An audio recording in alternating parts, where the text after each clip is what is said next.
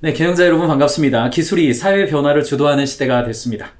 AI 전문 기업이 시가총액 1, 2위를 다투는 가운데 대학의 전공도 공대 중심으로 많이 인기를 끌고 있고 기술을 담당하는 임원들이 조직 내에서 영향력을 발휘하는 것도 많아지는 것 같습니다.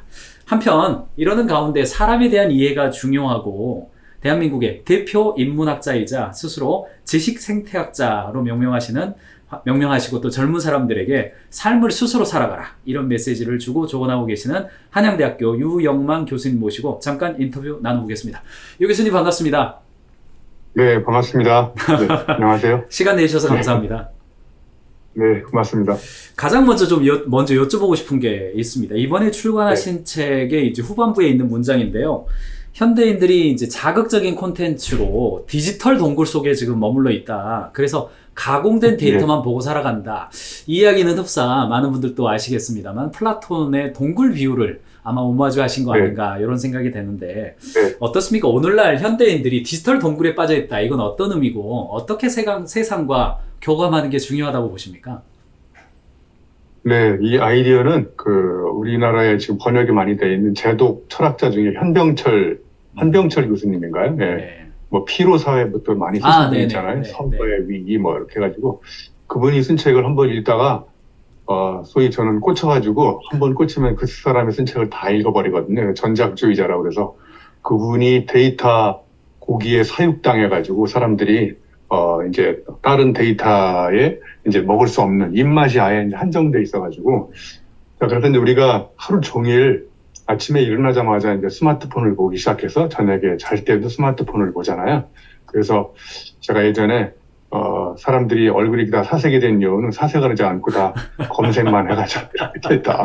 그래서 예를 들면 아름다운 저 저녁 노을이 넘어가는 것도 검색으로 보고, 그죠? 새가 날아가는 경이로운 기적도 다 검색으로 보고, 그다음에 음식점도 다 검색하고, 그러니까 뭔가 이렇게 검색을 하지 않으면 이제 사람들이 뭔가 일상생활이 불편할 정도로 그러면서 이제 디지털 접속은 많이 늘어나는데 아날로그 접촉기에는 점점 줄어들고 그래서 저는 이제 이 디지털 접속이 이끌어가는 세상의 변화에 대해서 뭐 나쁘다 좋다 이런 거부 반응을 일으키는 것이 아니라 이 사람이 살다 보면 두 가지가 좀 어느 정도 이렇게 조화와 균형을 이루어져야 되는데 어느 순간부터 이제 아날로그 접촉이 점점 좀 줄어들고 디지털 접속이 폭증하면서 삶의 많은 부분들을 디지털이 이제 지배하겠더라고요.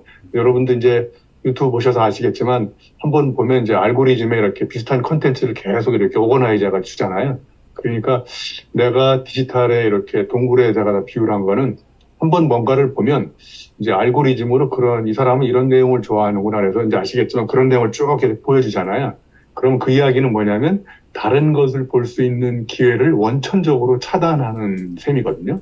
그러니까 이제 다르게 생각할 수 있는 사유가 차단되는 이유는 우리가 이제 늘 관심 있는 컨텐츠나 이미지나 이런 것들을 계속 보면서 아예 그쪽으로 이제 편식이 계속 일어나게 되는 거죠. 그렇다 보니까 이제 다른 자료도 충분히 다 있는데 그런 자료에 접속할 기회가 차단되고 그러니까 이제 다르게 생각할 수 있는 기회가 없어지고 그래서 저는 이렇게 얘기하거든요. 자꾸 딴 길로 새보고 딴 짓을 해야 딴 생각이 드는데 우리는 그런 딴 생각을 할 수 있는 기회가 원천적으로 차단되고 더더욱이 그것도 이제 지하철을 타면 이렇게 다 거의 99.9%가 다 스마트폰을 이렇게 보고 있잖아요. 그래서 제가 농담으로 우리가 이렇게 사각형에 갇혀서 산다. 스마트폰도 사각형, 버스도 사각형, 방에 침대도 사각형, 의자도 사각형, 책도 사각형, 사무실 문도 사각형, 책상도 사각형. 그래서 사각형에 갇혀가지고 우리가 사각사각 죽어가는데 이 사각형의 틀을 벗어나야 되는데 이 벗어나지를 못하게 막는 게 저는 이 디지털 데이터 고기를 계속 먹다 보니까 이제 사육 당해가지고 이제 데이터 비만에 걸려 있고 그렇다 보니까 이걸 소화시킬 틈도 없이 이게 엄청나게 이제 계속 흡수만 하고 떠내려가는 정보에 이제 이렇게 휩쓸려가지고 이제 뭔가 자기만의 서사를 창조할 시간이 없어지고 그러면서 뭔가 우리 삶에 심각한 위기가 일어나고 있지 않을까? 뭐 이런 차원에서 이제 한번 말씀드려본 겁니다. 사각형에 갇혀서 디지털 케이지 안에 갇혀서 우리가 선택권도 망각한 채 살아가는 거 아닌가 이런 생각이 듭니다. 그래서 이번에 나온 책이 습관성 자기계발의 시대, 삶의 주도권을 지켜낸 일생이론, 이렇게 이제 이야기를 해 주셨습니다. 근데 이번 책이 100권대 책이라고 들었습니다. 근데 이게 네. 99권을 쓰셨어도 더 하실 말씀이 있으셨던 건데, 이번에 핵심 메시지는 어떤 메시지를 좀 담으셨습니까? 네, 이제, 제가 이제 이 책에도 얘기를 했지만, 코나투스가 다 한마디로 얘기하면 욕망이거든요. 그러니까 제가 예를 들면 책을 쓰고 싶은 욕구가 있었으면, 뭐 이런 거죠. 물을 마시고 싶은 욕구가 생기면 물을 마시면 욕구가 충족되는데, 더 좋은 물을 마시고 싶은 욕망은 계속 꿈틀거리잖아요. 이 기업 경영을 하시는 분도, 요구나 욕구에 호소하면 시장은 이미 포화되어 있는 상태지만, 고객의 욕망에 호소하는 시장은 아직도 무한대로 열려 있다. 그래서 저도 이제 더 좋은 책을 쓰고 싶은 욕망이 꿈틀거려서 책을 100권째 썼음에도 불구하고 아직도 또 쓰고 싶은 책이 계속 기다리고 있거든요. 그래서 이 책에다 제가 담고 싶은 가장 핵심적인 메시지는, 저도 자기계발 작가이기도 하고 자기계발 서적을 많이 읽는 사람이긴 하지만, 자기계발을 계속할수록 자기는 개발되지 않고 왜 자아는 탕진되고 극단적으로 자기는 파괴되고 있을까? 저는 이런 생각을 해봤거든요. 그래서 너무 많은 사람들이 자기 개발을 이렇게 손가락으로 접속해가지고 다른 사람의 성공 스토리나 다른 사람의 인사이트를 이렇게 배우기만 하고 자기 걸로 익히는 별도의 엑스트라 노동을 하지 않는 것 같아요. 그러니까 자기 개발은 앉아서 다짐하고 결심하고 간절해지고 준비하고 이런 책만 보는 계획 세우는 어떤 정신노동이 아니라, 자기 개발은 우리가 흔히 알겠지만 실제 나가서 자기 몸을 던져가지고 해봐야 비로소 자기께 되잖아요. 그러니까 우리는 아침에 일어나가지고 인스타에 올라오는 인사이트를 보잖아요.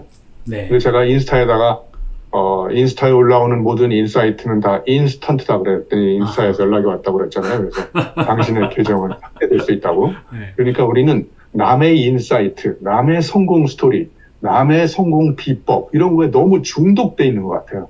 그래서 이제 제발 그만 중독되고 이제 나만의 지금 이야기를 좀 만들어야 된다. 그래서 삶의 주인공으로 거듭나는 방법, 습관성 자기계발 시대를 좀 벗어던지고 삶의 주도권을 쥐는 방법은 결국 떠내려가는 정보에 이렇게 체험해가지고 휩쓸려 가지 말고 자기만의 경험을 해봐야, 경험을 해야 이 경험이 이렇게 연속돼가지고 깨달음이 생기고 거기서 이야기가 생기고 자기만의 내러티브가 생기고 그러면 자기만의 서사가 탄생하면서 내 삶의 주인공으로 거듭날 수 있는데, 자기 이야기보다는 하루 종일 남의 이야기에 너무 우리는 끌려다니는 게 아닐까.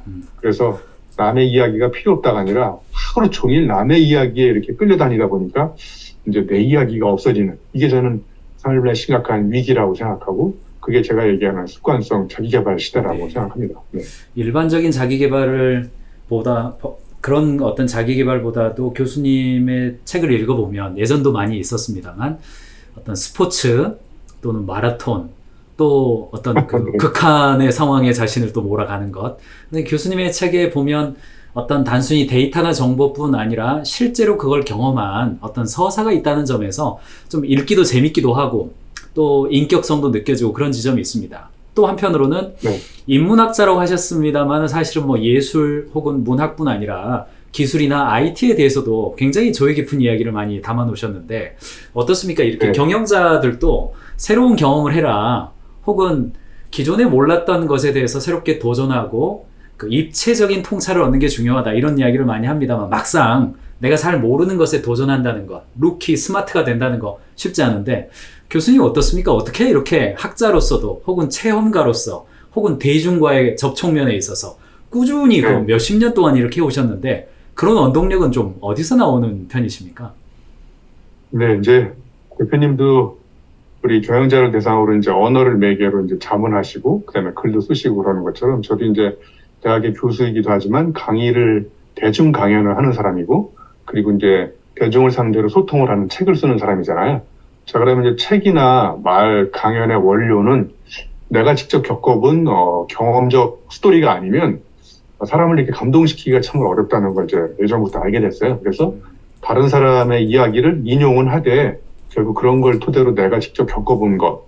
그래서 제가 생각지도 못한 사고를 당해봐야 생각지도 못한 사고가 생긴다. 그래서 주로 각각 계획된 경험을 계획 세워가지고 뭔가 이렇게 하는 것보다는 계획이 없던 일이 뭔가 발생했을 때 그리고 제가 이제 이렇게 끊임없이 뭐 킬리만자로도 올라가고 사활에서 마라톤을 뛰는 이유도 그런데 가보면 쉽게 뭔가 겪어보지 못했던 우발적 마주침들이 많이 생기더라고요.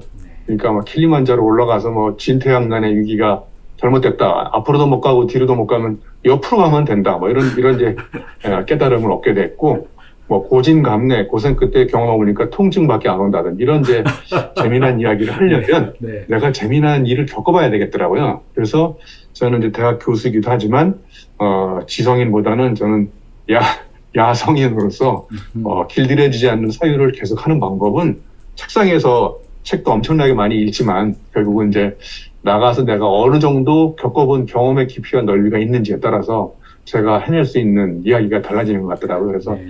대중을 상대로 소통하고 대중을 상대로 말을 하고 글을 쓰는 가장 좋은 원동력은 결국은 내가 다른 사람들이 쉽게 경험하지 못했던 것들을 자꾸 축적을 해보고 그 속에서 깨달았던 마주침, 깨우침을 가지고 이제 제가 또 강조하는 언어 중에 하나가 이제 머리의 언어가 아니라 몸의 언어로 번역한 게 많아야 관념적이고 머릿속에 이렇게 맴도는 언어가 아니라 직접 겪어본 언어를 자꾸 이제 벼리고 벼려가지고 그런 나만이 할 수 있는 어떤 대체 불가능한 이런 것들을 좀 고민하다 보니까 이제 끊임없이 계속 엉뚱한 이제 딴짓을 자꾸 하는 거죠. 그래서 색다른 경험에 도전도 해보고 제 연구실에 책이 어마어마하게 많이 있지만 제가 교육공학자이지만 사람들이 교수님은 경영학자냐, 철학자냐, 동화도 쓰고, 그다음에 이제 101번째 책은 이제 시집으로 낼 거거든요. 시도 쓰고, 네. 이렇게 이제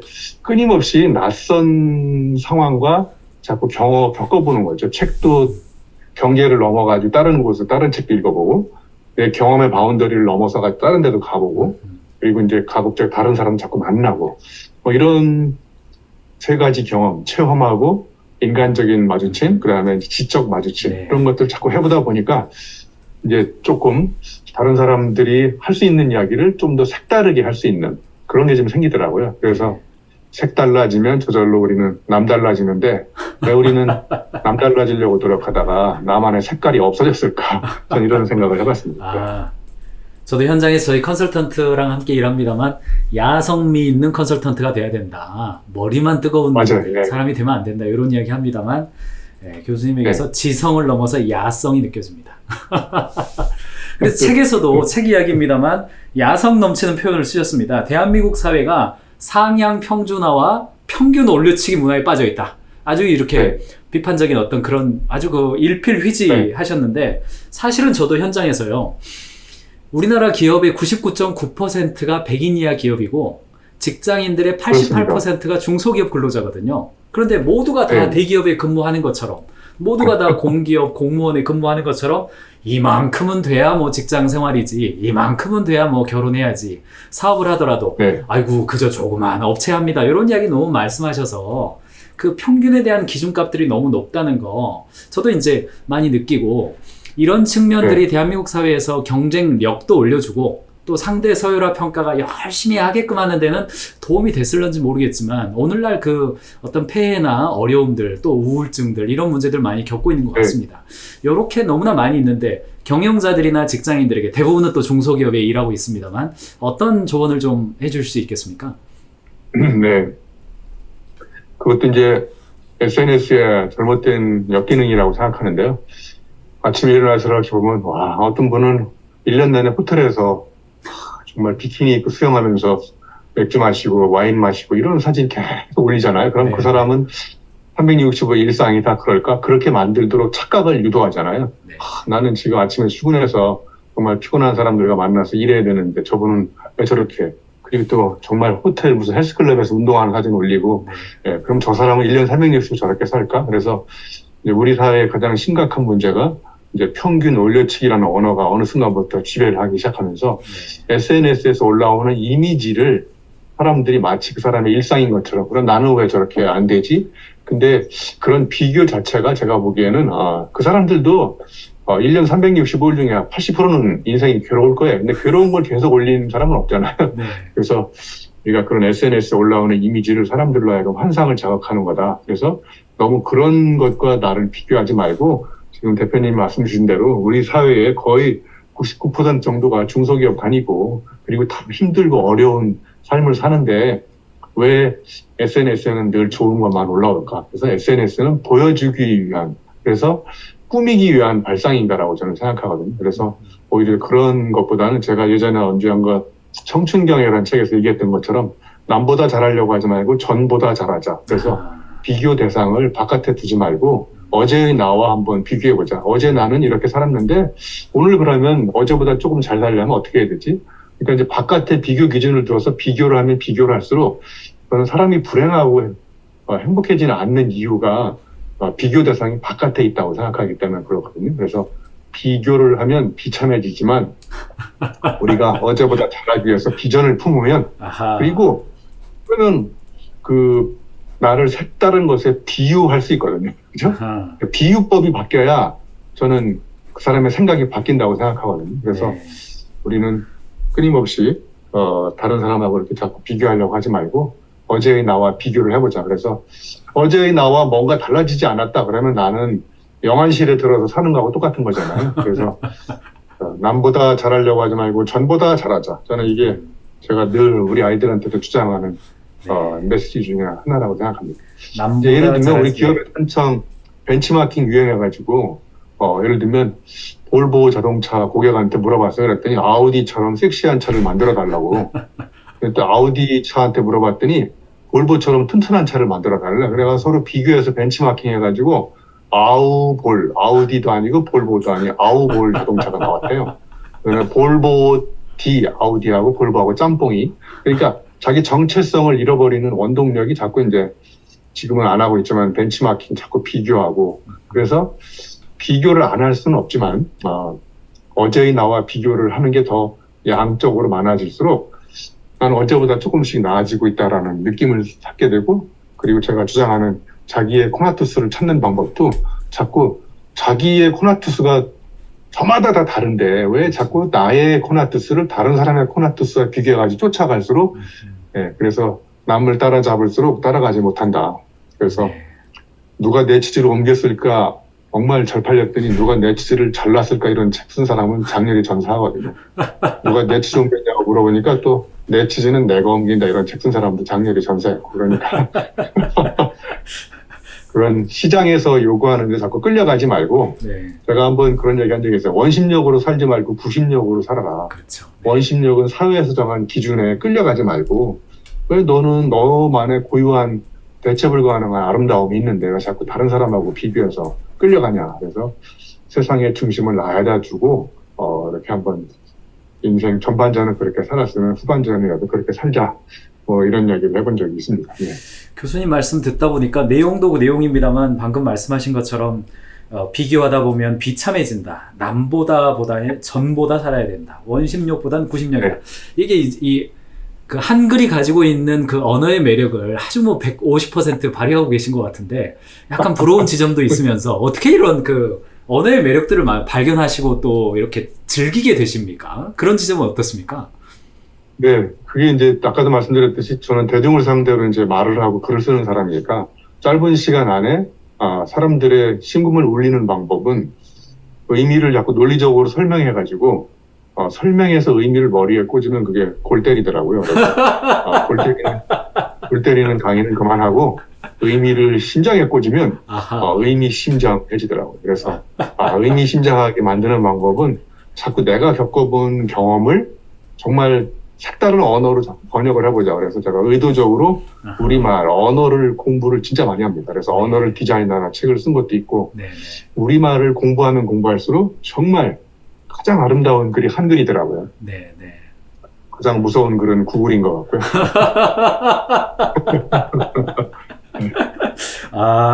의미는 두뇌에 때리지 말고 심장에 때려야 의미심장해진다까지. 이게 파면 팔수록 끊이지가 않습니다. 더 나옵니다. 책 이야기로 좀 돌아가야 될 것 같습니다.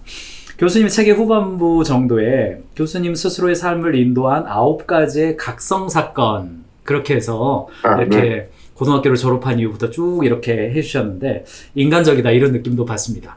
한편 저는 개인적으로 기독교 신앙을 가지고 있는데 기독교 신앙에서는 이런 그 섭리적 사건 뭐 이런 표현들이 좀 있거든요. 그래서 인생을 살아보면 과거에 나를 인도하셨던 신의 계시를 이해하고 해석하면 인생의 의미와 보람을 찾게 된다. 이런 어떤 해석이 있는데 경영자분들하고도 미팅하거나 뭐 비전을 이야기할 때에도 회사가 그동안 성취해 왔던 또 방향을 이동해 왔던 것을 오늘날 시점에서 해석한다면 어떻게 됩니까? 이런 질문을 하면 기업도 비전을 세우는데 도움이 되더라고요. 어떻습니까? 교수님은 이제 청년들이나 경영자들이 이런 각자의 각성 사건을 발견하고 또 이해하는 어떤 방법들이 좀 있습니까? 네, 이제 예를 들면 체게바라가 굉장히 부유한 의학도였던 걸로 알고 있는데 남미를 여행하다가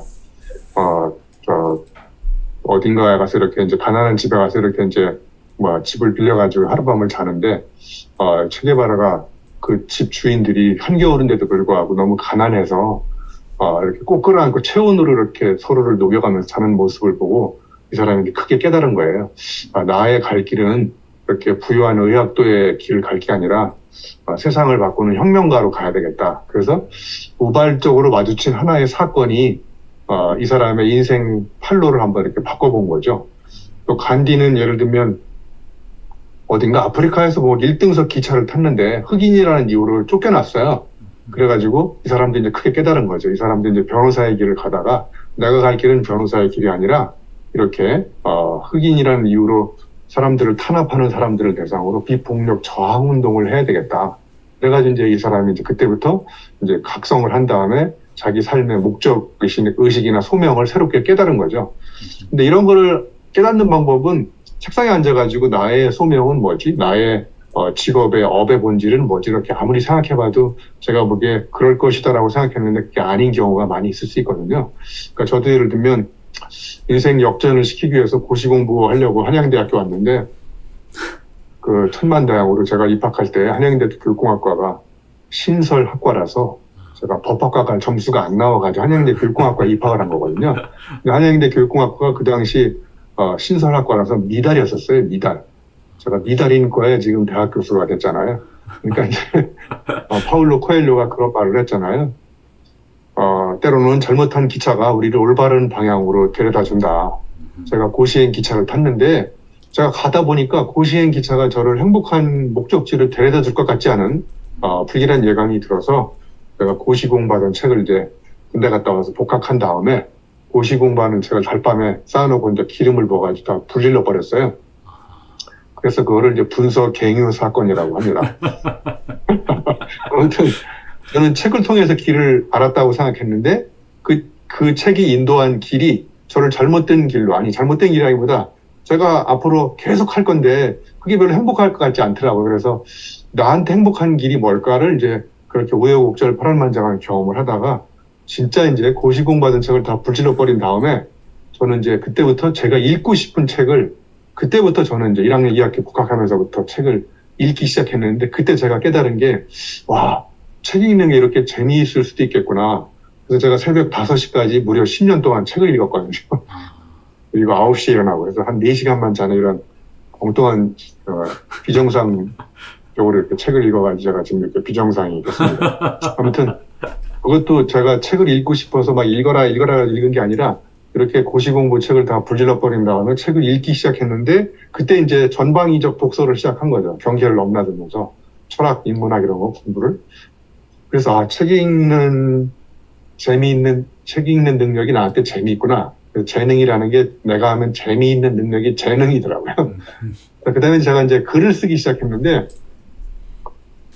글을 쓰는 게 또 너무 재미있고 내가 글을 쓰는 동안 제가 살아있다는 느낌이 들더라고요. 그래서 제가 거의 진짜 10년 이상을 A4 용지 한 장씩 계속 이렇게 새벽까지 글 쓰는 동안 제가 막 피곤해도 그런 느낌이 들더라고요. 그래서 나한테 책을 읽고 글을 쓰는 능력이 생겼구나. 능력이 생겼다기보다 그런 게 내가 하면 재미있다는 걸 알게 됐고 그리고 제가 유학 갔다가 삼성에 가서 이제 쭉 강의를 시작했는데 제가 처음에는 강의를 정말 못해요. 제가 내성적이라서 막 떨리기도 하고 그리고 이제 배운 대로 이렇게 논리적으로 설명해서 의미를 머리에 꽂으니까 사람들이 졸고 막 골 때려서 막 중간에 나가기도 하고 그래서 제가 크게 깨달았죠. 제 강의가 재미가 없구나. 제가 그때부터 재미있는 강의를 하려면 어떻게 해야 되지? 네. 사람들한테 좀 의미를 좀 심장에 꽂으려면 어떻게, 그래서 제가 그때부터 이제 철저하게 제가 겪어본 에피소드 중심으로 해야 되겠다. 네. 내가 겪어본 사례, 내가 겪어본 사건이나 사고, 그래서 이런 걸 스토리텔링으로 좀 메타포, 은유법을 써서, 그래서 이제 그때부터 사람들이 조금씩 관심을 갖게 되면서 이제 대중 강연을 시작하면서 와, 이게 너무너무 재미있다는 걸 알게 된 거야. 한 1000명을 막 감동시켜가지고 막 눈물을 흘리게 하고 침이 나오게 하고 막 눈동자 풀리게 만드는 일들이 그래서 이제 제가 알게 됐죠. 나의 코나투스는 글발, 그 다음에 말발, 이 두 가지 발만 갖고 다니면 잘 되겠구나. 말발과 글발과 이제 끝발, 이 산발이를 갖고 이제 나는 앞으로 세 가지만 갖고 있으면 내가 정말 재미있고 신나고, 그리고 재미있게 어디서 강의를 줬는데 누가 또 용돈도 주고 이런 걸 그래서 부업이 취미가 직업인 사람, 그런 사람들이 진짜 성공한 사람들이겠구나, 그런 생각을 하게 됐습니다. 네, 네. 예, 발이 세 개시네요. 이렇게 글발에서 말발이 오고 말발이 있으니까 끝발까지. 정말 그 한글의 아름다움, 국어원에서 교수님한테 뭐 위촉장이라도 드려야 될 것 같습니다. 안 되면 이렇게 오리발도 있습니다. 오리발. 책의 이야기 중에서 하나만 더 여쭤봐야 될 것 같습니다.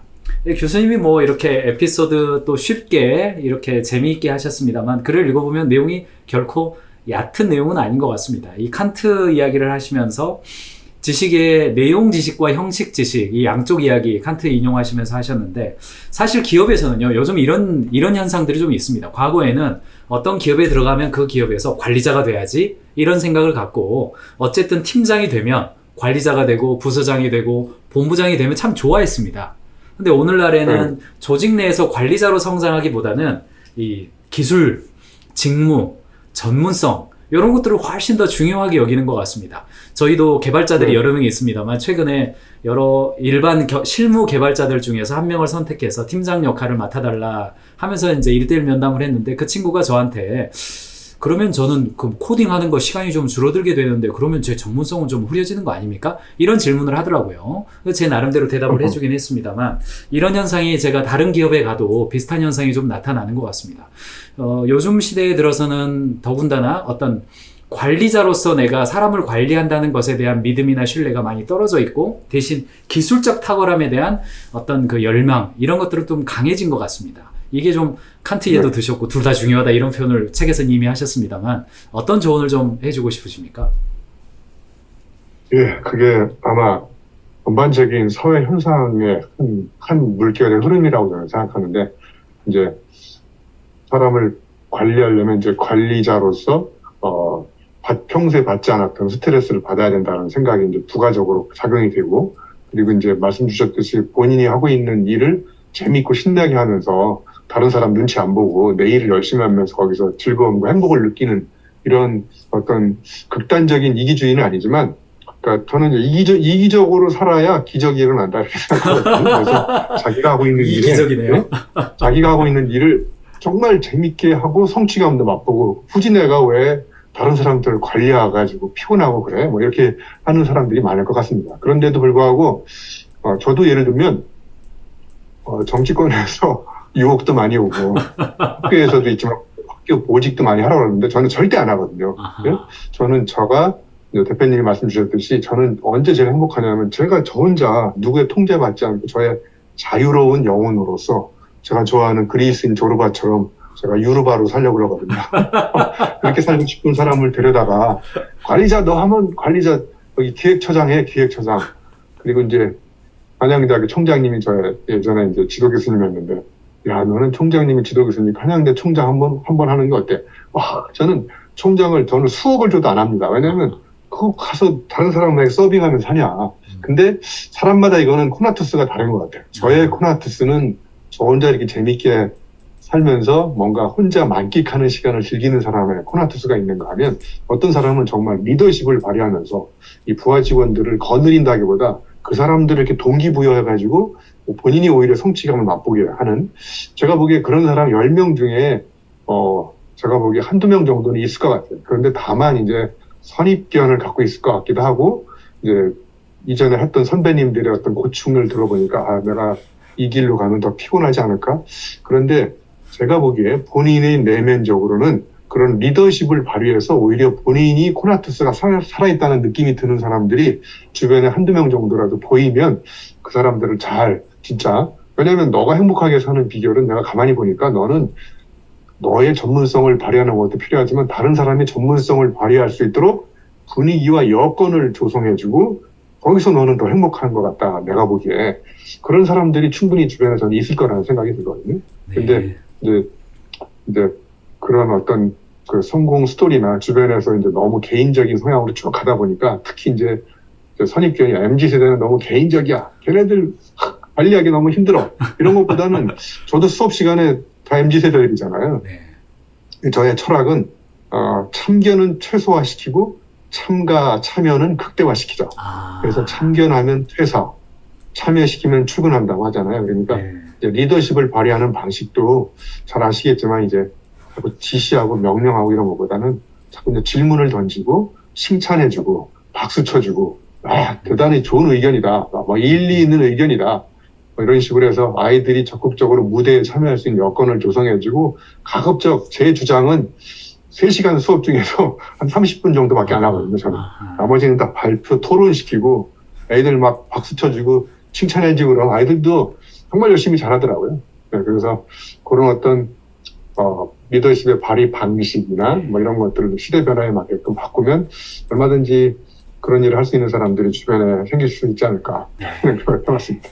리더십과 관리자의 코나투스가 있는 그런 것을 개별적으로 잘 관찰하는 게 굉장히 중요하겠다 이런 생각이 좀 듭니다. 맞습니다. 그런 사람들이 제가 보기에는 분명히 있을 것 같습니다.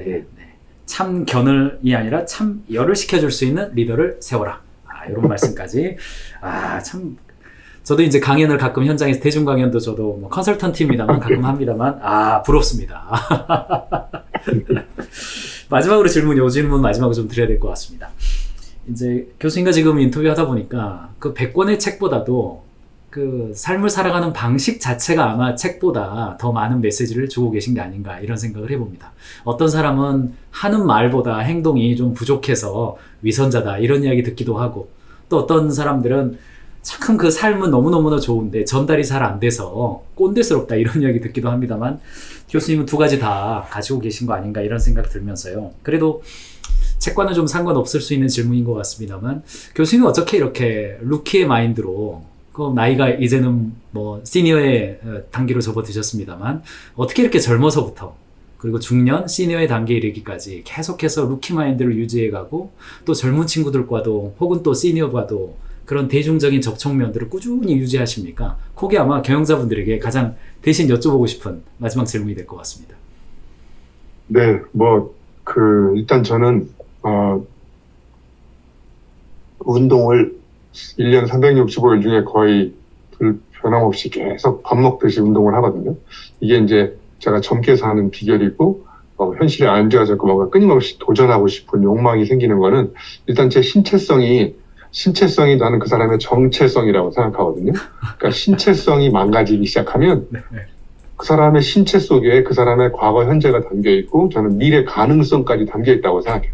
그래서 경영자분들이야말로 한 개인의 건강이 아니라 그 회사의 건강이잖아요. 경영자 한 분의 건강이 망가지기 시작하면 회사가 저는 무너지기 시작한다고 생각하거든요. 그래서 저는 경영자분들한테 가장 먼저 피지컬이 멘탈을 이긴다. 그러니까 피지컬이 딱 중심을 잡고 있어야 초집중해가지고 중요한 의사결정을 할 수 있잖아요. 그러니까 멘탈이 흔들린다는 얘기는 피지컬이 무너지기 시작했다는 증거거든요. 그러니까 경영자분이야말로 정말 몸을 좀 만드셔서 운동을 하셔가지고 정말 중차대한 의사결정을 계속 하셔야 되잖아요. 그리고 수많은 사람들 의견을 들어야 되고 그러면 몸이 피곤한데 다른 사람 이야기 듣기 싫고 몸이 피곤하니까 대충 의사결정하시고 그러니까 제가 보기에 잘못된 방향이 나올 것 같아요. 그래서 제가 이렇게 끊임없이 나이가 들어도 도전하고 새로운 생각을 하고 남녀노소를 불문하고 대중을 상대로 이렇게 강연할 수 있는 첫 번째 비결은 저는 운동하는 동안은 동안이다 이렇게 생각합니다.